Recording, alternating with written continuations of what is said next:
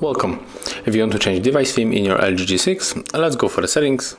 Right now we have to tap on the search and type here theme.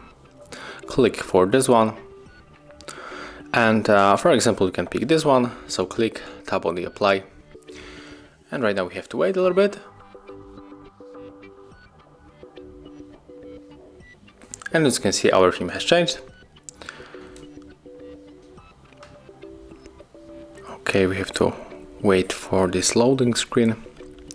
And yes, right now it's the full setup. It's finished.